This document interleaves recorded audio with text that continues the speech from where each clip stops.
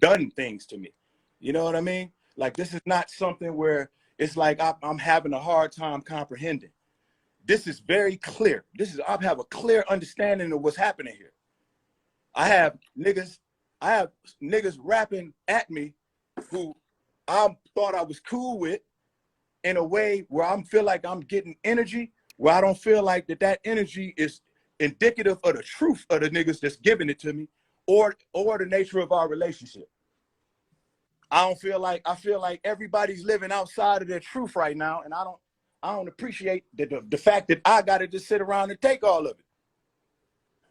My nigga Mav came on, oh, just rap. Come on, man. It's like, bro, Mickey, you don't think that you can rap? You don't think that you can rap well without disrespecting somebody? Of course I could rap well. You think that that's part of it? You think that's part of this? But I felt like y'all was disrespecting me. What did I do to disrespect you, bro? On the live, my nigga, y'all niggas was downplaying the shit that I do. You and Joe. You can't backtrack and act like that's not what happened. See, that's what I'm saying. You use words like backtracking. That's when I start to get mad. I'm not backtracking, bro. I'm me. So if I don't give you the props or express the props to you that you feel you deserve, you take that as disrespect. Yo, Royce, did you not re-listen to that shit, B? Re-listen to what? To the live, bro. To the live. What do I need to re-listen to it for, bro? Everybody seen what happened on that live. I seen it. I don't need nobody to tell me what I said. Bro, I was there. Royce, I didn't come into the live crazy. I was there. I didn't accuse you of coming into the live crazy. I laughed everything off. It wasn't nothing to laugh off. I was being sarcastic with you, bro. It wasn't nothing for you to laugh off. So why can't I be sarcastic on the record then? It didn't, bro. You saying you was being sarcastic on the record? That's what I was having. Supposed to take it as sarcasm. I was having a good time, Royce. I had a. Mickey, if you're not taking what I'm saying as sarcasm in the live, then why would you think that same thing would translate over into me? Because I wanted the response the same way you got the response that I had. I put it on records. I'm not gonna go back and forth and yell on a live with you, my nigga. That's not what I was. Who was yelling? Did I yell at you? No, you didn't yell. But people was like, yo, you need to be cursing and you need to be this and no, that's fucking never, what? That's never me. That's never me. For what? Because I'm asking you questions in a sarcastic way about your skill set and who you be in the studio with. What did I say to you?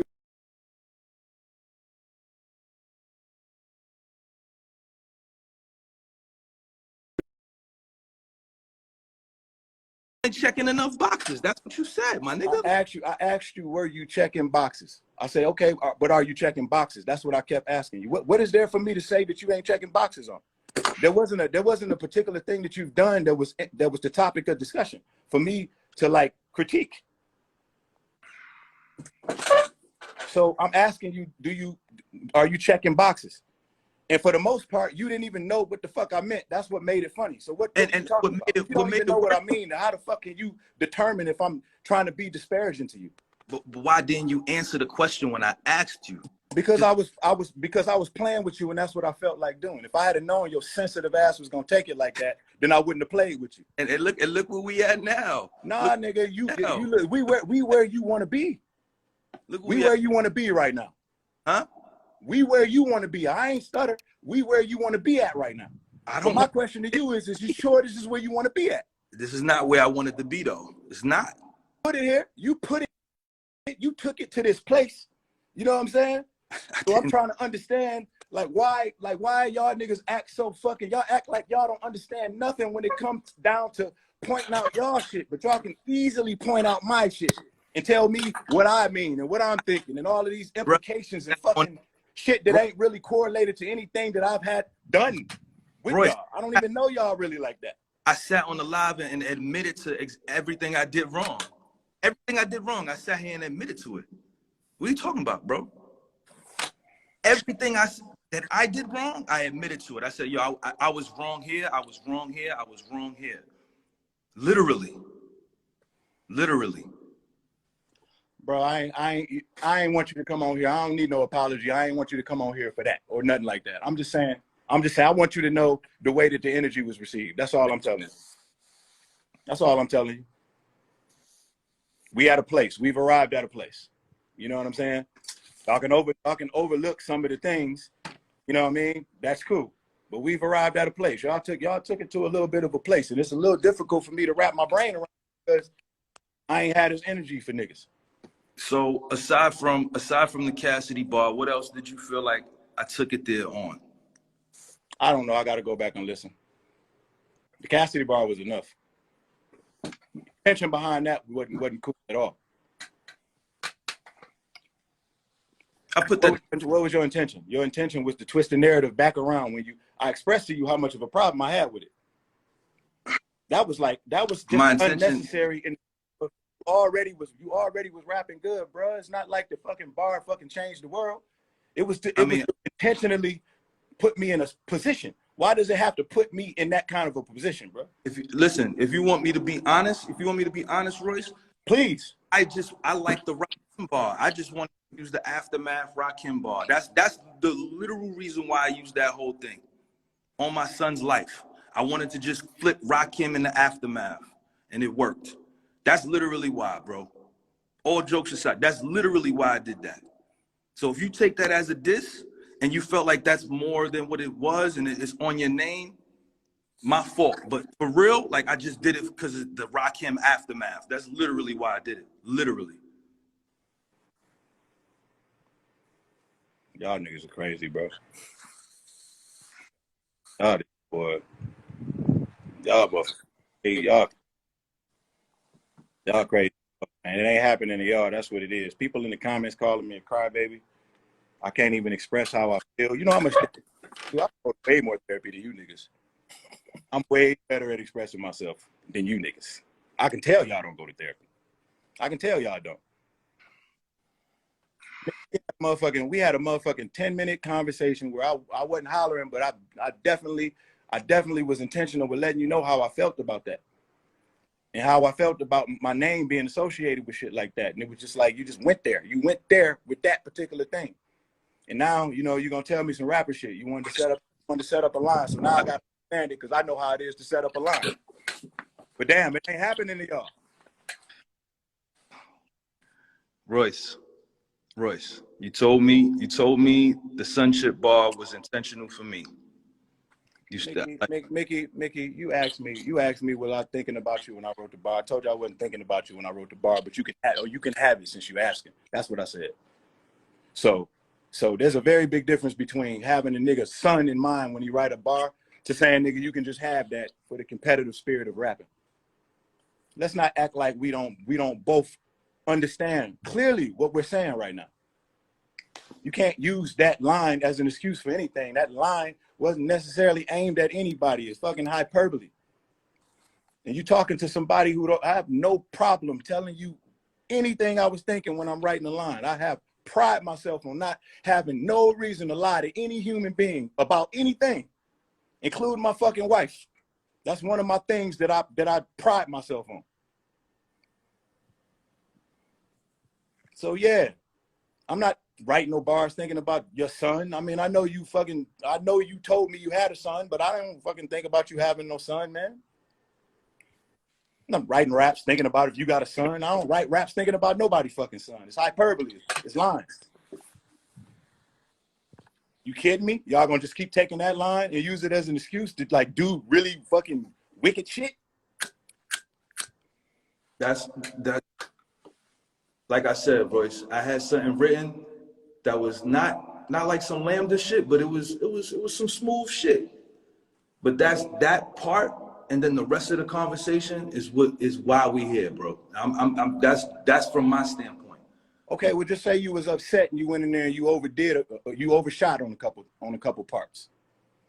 Please don't make me feel like I'm losing my mind. You can't say like a large part of the reason why you probably accepted what I was saying on that live the way that you did, it was received the way that it was just due to the energy that shit had got taken to. So it's like now I couldn't even be sarcastic. And I should have I should have probably read that and got out in front of that. Because I can be sarcastic and keep a straight face. And I really was sitting here wondering why the fuck you were sitting on here so long, listening, answering all my questions. We were sitting here laughing. But not 1 minute was I sitting here thinking to myself, oh man, I just want to fucking put this nigga Mickey in a position where I just want to. I'm the nigga who initiated the narrative, bro. It was so everybody could benefit off of it. You the one who dropped the most records. I dropped the most records. Yeah, during this whole process. I dropped 2 records because I had that stuff set up with Blue months ago. Well, listen, you don't have to follow that back with letting me know how many, nigga. I want you to drop a lot of records. That was the whole purpose of it. That's why I supported all of them. It wasn't intended for me to like thrive in any way or use y'all as some sort of stepping stone to do some shit privately or some shit like that. Like, yo, bro, this whole pandemic, I'm one of the only rappers who hasn't tried to sell anybody anything. I haven't promoted anything to anybody. The only thing that I've asked people to pay attention to are things that I've been giving. Rather it be charitable donations or something that I'm doing with my foundation in the mental health space. I've not asked anybody to buy anything, bro. Lupe, I called, said, let's do the podcast because I thought we can get together and do something fun. And I was correct in my assumption. But not once was I looking at Lupe as somebody who I can fucking gain something from. Come on, bro. Come on, bro. Y'all can't think that I'm sitting around looking at niggas like that, bro. And I ain't trying to I think the world of myself. I ain't trying to place myself above nobody or nothing. But if I want to just go fucking use somebody who I feel like can really do something for me, I'll just fucking call a white boy. I might as well go be all the way intentional. Lupe Fiasco podcast don't do nothing for me, bro. I had fun doing it because I like the friendship. I have no intention or motive. I understand that that's what a lot of rappers be on, dog, but I'm not on that type of time. So my thing is, unless a motherfucker show me that card, I don't treat a person like that. Motherfuckers ain't guilty till proven innocent. You know what I mean? And if it's like that's how niggas is gonna be, you know, like the shit can be reciprocated if that's how we gonna treat each other. But y'all niggas ain't gonna treat me like I just gotta sit around and just understand the way everybody feeling and everybody act like I'm out my motherfucking mind when I got something to say. Y'all niggas went on a diss frenzy. I'm from the Bronx. I'm from New York, man. This is how we do. That's how we do hip hop and rap, my nigga. Okay, well, cool, Mickey Factz. I think you're forgetting where the fuck I'm from. I'm a Detroit nigga. Right. So it's like my problem ain't necessarily with your energy. My problem is what I think, how I think niggas is gonna accept the energy in return. Because I could give niggas that energy back if it's just about you being from the Bronx. Yeah, that's all it is for me. This is hip hop. This is hip hop. This is hip hop to me. I have no ill feelings towards you. None. I just still think you a legend. Still give you a flower. You're still incredible to me. Like, this is hip hop, my nigga. That's all the shit is. It was never no beef. Not with me. Never. You wanted me to prove it. So in my mind, from a New York nigga, this is how I prove it. Mickey, I ain't never heard you motherfucking get in that bag with nobody before. I got in that bag with Joe, and he ignored the shit. What you say about Joe? Oh my God. I tore Joe up, and he gonna act like I didn't. No, it ain't about tearing Joe up. What'd you say in it? You said, where did I say it? What'd you say in it? What kind of shit was you saying in it? I'm pretty sure you rap well in it. I want to know what you said in it. Light-skinned nigga, back in his crappy feelings. Ironically, it was over a Factz opinion. Notice the talent to cope with the silence. Drake ain't responding like a bitch. You got emotional at it. Guess it's me who got to show you the talent. I was mellow to the bullshit, weighed in. Guess who rose to the challenge? Fly guy. I can't remember all of it, but I had shit about the Consequence shit. I had a shit about the Wu-Tang shit. I had shit about Tahiri. I had shit about everything. Everything, my nigga. Everything. Cause I'm a New York nigga. I'm a Bronx nigga. This is what the East Coast, this is what we do. Every time Joe stepped out, he was intentional and he was like, yo, this is how I'm gonna do it. I'm gonna go at Saigon like this. I'm gonna go at Prodigy like this. I'm gonna go at this nigga like this. Yeah, Mickey, that's not you going at niggas and rapping is not a problem, bro. That's not a problem. You can rap all day, nigga. I'm gonna always support that. Now you mean to tell me that we need to search and find the sweet spot of each other's respect and boundary line? Because I tell you, since you're using Joe as an example, Joe overstepped his boundaries plenty of times. Are you forgetting how many fires I had to go behind Joe and put out because he didn't understand the ramifications of his words? No, I understand that. I understand. Because he decided he wanted to be a rapper and talk about people who wasn't necessarily trying to receive that energy like he meant to send it, and he didn't understand what he was doing. And he had to apologize to niggas, and he had to learn that he has to be careful when he uses other rappers' names, man. Like, you know, it's like Meth felt like he played with his legacy. That wasn't Joe's intention, but they felt like nigga was playing with the Wu-Tang legacy. Nigga, Slaughterhouse was hot at that time, and it just wasn't the right thing to do. I understood where he was coming from, but I didn't like the fact that he did that. And I had to roll with him because that's my brother and that's what I'm gonna do. But I made sure I was very intentional with trying to clear it up because they needed to understand how important that they are to us.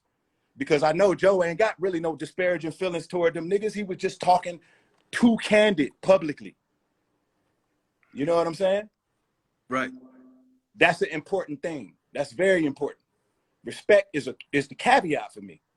If niggas could be respectful, man, we could fucking rap all day. Y'all niggas could come to heaven, nigga. I'll fucking buy y'all plane tickets. I love